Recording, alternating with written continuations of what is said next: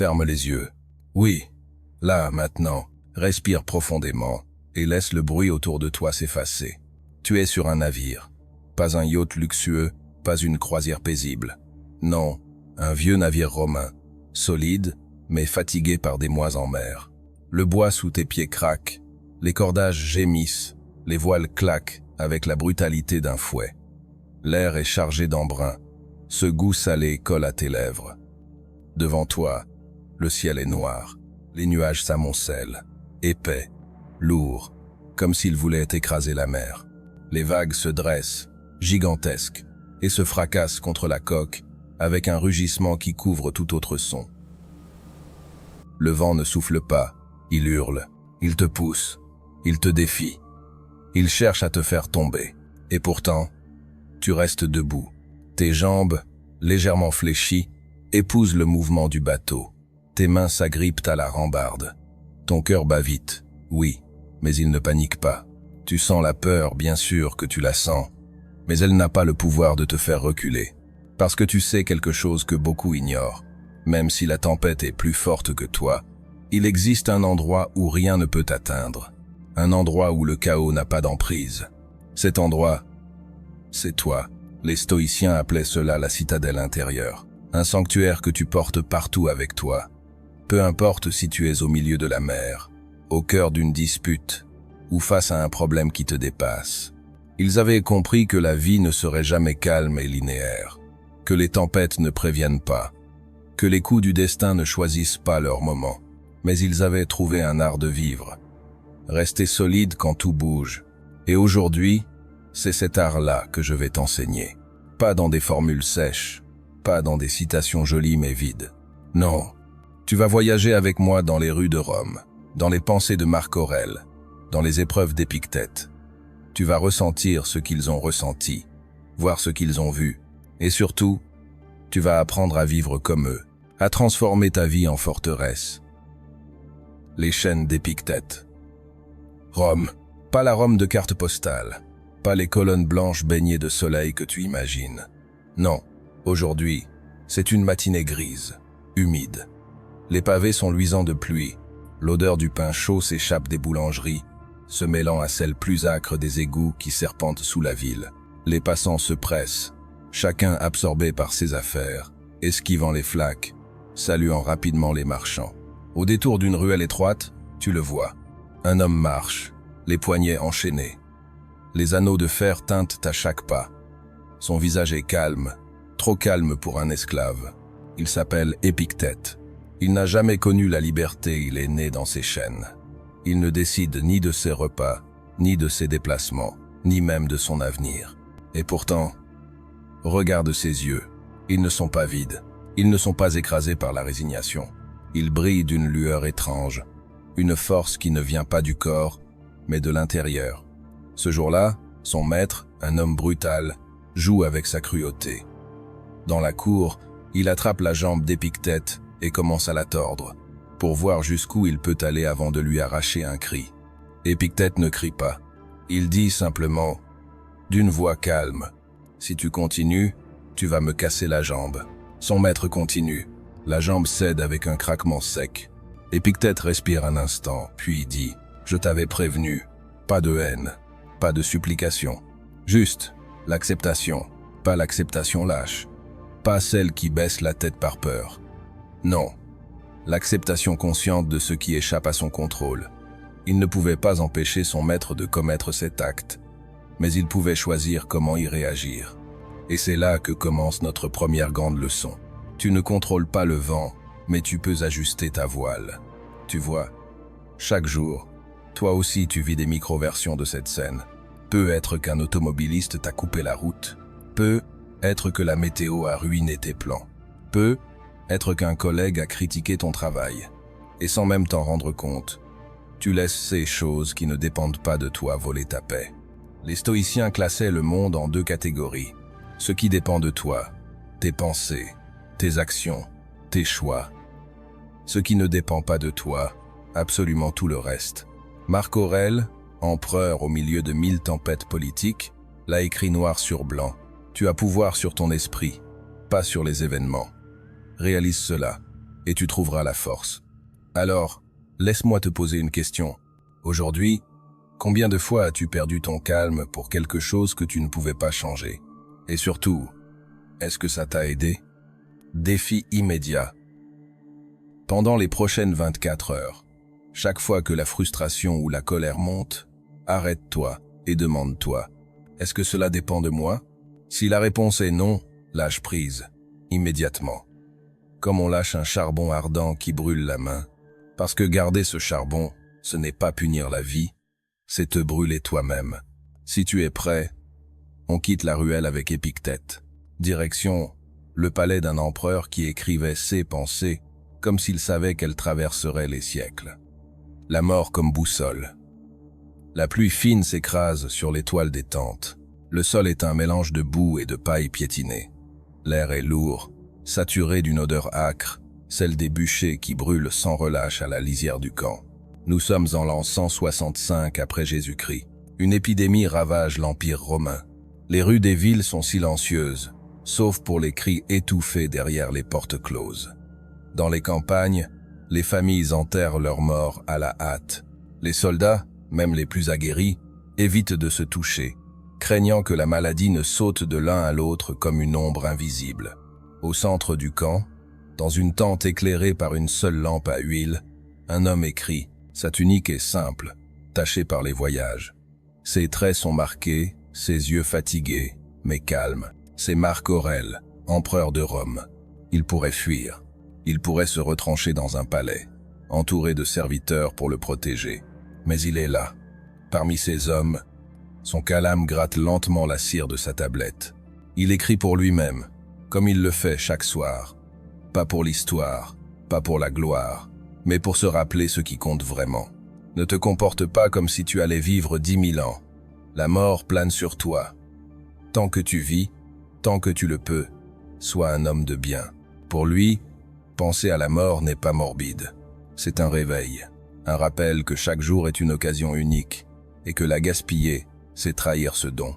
Et toi, si aujourd'hui était ton dernier jour, qu'est-ce que tu changerais? À qui dirais-tu merci? À qui demanderais-tu pardon? Quel rêve que tu repousses depuis des années, oserais-tu enfin réaliser? Nous passons nos vies à agir comme si le temps était infini, comme si nous pouvions remettre à demain les mots importants, les gestes essentiels. Mais demain n'est promis à personne. Les stoïciens pratiquaient le memento mori. Souviens-toi que tu vas mourir, non pas pour vivre dans la peur, mais pour vivre pleinement, aujourd'hui. Défi immédiat. Choisis une chose que tu repousses depuis trop longtemps. Pas 10, une seule, et fais-la avant ce soir. Pas demain, pas la semaine prochaine. Maintenant, parce que tu ne sais pas combien de demain il te reste. Tu entends? Dans le camp, au dehors, le vent se lève. Les torches vacillent. Nous allons quitter la tente de Marc Aurèle pour suivre une autre route, celle d'un homme qui a compris que la vraie liberté n'est pas de faire ce qu'on veut, mais de vouloir ce que l'on fait. La discipline qui libère, imagine-toi dans une petite cellule de pierre. Pas de lit confortable, juste une paillasse. Pas de fenêtre donnant sur un horizon bleu, seulement une meurtrière étroite, par laquelle passe un filet de lumière. Chaque matin, à l'aube, un garde passe, claque la porte et jette un morceau de pain sec. Tu es prisonnier, mais étrangement, tu n'es pas brisé. Pourquoi? Parce que ta liberté, tu l'as déplacée. C'est l'histoire d'Épictète. Né esclave, marqué par les coups, privé de droits, il aurait pu se plaindre de son sort toute sa vie. Mais il a compris quelque chose de radical. On peut tout te prendre, sauf ta manière de penser, sauf ton jugement, sauf ton attitude face à ce qui arrive. Il disait, ce ne sont pas les choses elles-mêmes qui nous troublent, mais l'opinion que nous avons d'elles. Et là, regarde autour de toi. Dans notre époque, les chaînes sont moins visibles. Elles ne sont pas en fer. Elles sont en pixels, en notifications, en distraction constante. Chaque ding de ton téléphone, chaque scroll infini sur un réseau social, est une main invisible qui tire sur ta concentration, qui décide pour toi où ira ton énergie. La discipline stoïcienne, ce n'est pas juste se lever tôt ou faire du sport tous les jours, c'est redevenir le maître de ton attention. C'est choisir volontairement à quoi tu dis oui et à quoi tu dis non. Et toi, Aujourd'hui, qui tient la télécommande de ton esprit? Est-ce que c'est toi? Ou est-ce que c'est une avalanche de sollicitations extérieures qui décide pour toi comment tu vas te sentir, quoi penser, quoi craindre? Si tu veux être libre, commence par poser des frontières. Décide que ton téléphone ne sera pas la première chose que tu touches le matin. Décide que ton humeur ne sera pas à vendre au premier titre anxiogène. Décide que ton temps sera investi, pas consommé. Défi immédiat. Aujourd'hui, choisis une heure. Une seule. Pendant cette heure, aucun écran, aucune notification, aucun bruit extérieur. Juste toi, ton esprit, et une activité que tu choisis en pleine conscience. Lis, écris, marchez, réfléchis, sans cette liberté qui n'a besoin de personne pour exister. Tu sens la différence? C'est le même air que respirer. Épictète dans sa cellule, et que tu peux respirer, toi, en pleine ville, entouré de bruit et d'urgence. Parce que la discipline n'enferme pas, elle libère. Restez calme au cœur de la tempête. L'odeur de la fumée te prend à la gorge. Des cris éclatent partout autour. Le sol tremble sous les sabots des chevaux qui passent au galop. La poussière pique tes yeux. Et toi, tu restes immobile. Devant toi, un homme avance. Il porte une toge simple, mais son visage est celui d'un rocher. C'est Sénèque. Il marche au milieu du tumulte comme si chaque bruit était un murmure lointain. Ce jour-là, Rome brûlait. Les gens fuyaient. D'autres hurlaient à la perte de leurs biens. D'autres encore cherchaient quelqu'un à accuser. Mais lui, il avançait. Non pas parce qu'il ne ressentait rien, mais parce qu'il avait appris à choisir ses réactions. Il disait « Nous souffrons plus souvent dans notre imagination que dans la réalité. Pense à ta propre vie. Combien de fois as-tu été paralysé par une peur qui n'est jamais venue? Combien de nuits blanches as-tu passé à rejouer dans ta tête des scénarios catastrophes qui n'existaient que dans ton esprit? Les stoïciens ne te disent pas d'ignorer tes émotions. Ils te disent de les observer comme un témoin silencieux, de sentir la colère arriver, mais de ne pas la laisser prendre le volant, de voir la peur naître, mais de ne pas lui donner le micro. Imagine maintenant que ton téléphone sonne. Un message, une mauvaise nouvelle. Ton cœur s'accélère. Tu sens une boule dans ton ventre. La plupart des gens réagissent immédiatement. Ils répondent dans l'émotion. Ils se défendent. Ils attaquent. Ils paniquent. Mais toi, tu t'arrêtes. Tu inspires. Tu te demandes, est-ce que c'est vraiment aussi grave que mon corps le croit? Et souvent, la réponse est non. Défi immédiat.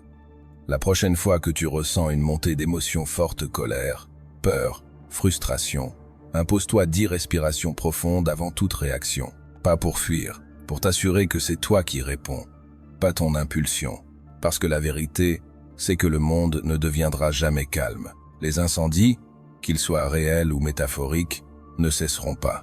Mais toi, tu peux devenir l'œil du cyclone, l'endroit où rien ne bouge. Accepter de perdre sans se perdre soi-même. Il pleuvait ce jour-là, pas une petite pluie douce, une pluie lourde, froide, qui colle les vêtements à la peau et transforme la terre en boue. Tu étais là, debout, un sac à la main. Devant toi, la porte se refermait. Et derrière cette porte, il y avait tout ce que tu connaissais, tout ce que tu croyais être à toi. Un vieil homme s'est approché. Il avait la barbe blanche et des yeux clairs. C'était Épictète, ancien esclave devenu philosophe. Il a posé sa main sur ton épaule et il t'a dit doucement « Souviens-toi, ce que tu perds n'a jamais vraiment été à toi. Tu n'es que le gardien temporaire de ce que la vie t'offre. » Cette phrase t'a frappé plus fort que la pluie, parce qu'elle voulait dire une chose. Ni tes biens, ni tes relations, ni même ton corps ne t'appartiennent vraiment. Un jour, tôt ou tard, tu devras tout rendre. Les stoïciens ne disent pas ça pour te rendre triste. Ils le disent pour t'apprendre la liberté. Quand tu sais que rien n'est permanent, tu commences à goûter ce que tu as senti accroché comme si ta vie en dépendait. Imagine un oiseau posé sur ta main. Si tu serres trop, tu l'étouffes. Si tu ouvres trop vite, il s'envole.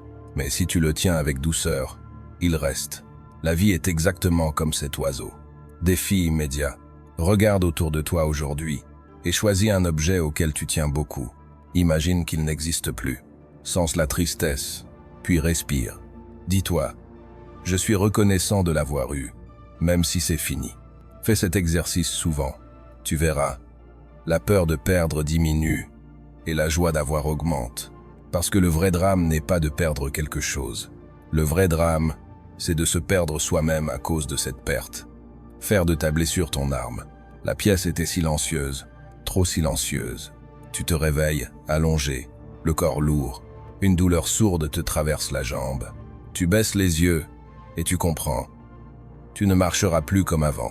La première pensée qui t'envahit, c'est la colère. Pourquoi moi? Pourquoi maintenant? Et c'est là que la voix de Marc Aurèle résonne dans ton esprit.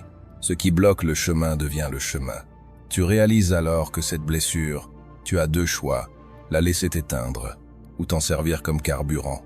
Les stoïciens savent que la douleur est inévitable. Mais ils savent aussi que la souffrance est un choix. La douleur te frappe. La souffrance, c'est quand tu refuses de te relever. Regarde l'histoire. Démosthène, bègue, est devenu l'un des plus grands orateurs de l'Antiquité. Épictète, estropié, a inspiré des générations entières. Nelson Mandela, enfermé 27 ans, a forgé une paix qui semblait impossible. Tous avaient une blessure, mais ils ont choisi d'en faire une force. Défi immédiat, prends une difficulté que tu vis en ce moment. Pas dans le passé, pas un jour. Aujourd'hui, note-la, puis écris à côté. Comment cette situation peut-elle me rendre plus fort? Même si la réponse te paraît minuscule, fais-le, parce que ce simple acte, c'est le début de la transformation. La vérité, c'est que la vie ne t'envoie pas des obstacles pour te briser. Elle t'envoie des obstacles pour te forger. L'art de vivre aujourd'hui. Le soleil se couche. Les ombres s'allongent sur le sol. Tu es assis sur un banc, à regarder le ciel se teinter d'orange et de pourpre. Un vieil homme, drapé dans une toge simple, s'installe à côté de toi. C'est Sénèque. Il te regarde, un sourire calme aux lèvres, et dit « Pendant que nous différons, la vie passe. » Tu sens le poids de ces mots. Chaque seconde qui file est une pièce d'or. Et tu ne sais pas combien il t'en reste dans ta bourse. Alors pourquoi en gaspiller une seule? Les stoïciens vivaient avec cette idée. Profiter du présent, pleinement. Construire l'avenir, patiemment. Pas l'un ou l'autre. Les deux, aujourd'hui et la pierre. Mais tu bâtis le temple pierre par pierre. Si tu savais que demain ne viendrait pas, que ferais-tu ce soir? Et si tu savais que tu vivras encore 40 ans, que commencerais-tu à construire dès aujourd'hui? Voilà le paradoxe stoïcien. Vivre intensément et avec vision. Défi immédiat. Ce soir, avant de dormir, écris 2 choses. 1. Ce que tu ferais si c'était ta dernière journée. 2. Ce que tu peux commencer. Qui portera ses fruits dans 10 ans. Puis, demain, fais un pas vers chacune de ces 2 listes. Souviens-toi, la vie n'est ni courte, ni longue. Elle est exactement ce que tu en fais. Si cette vidéo t'a plu et que tu veux continuer à recevoir des conseils puissants pour transformer ta vie au quotidien, abonne-toi maintenant et active la cloche pour ne rien manquer. On construit ensemble une communauté de personnes prêtes à avancer, pas à subir.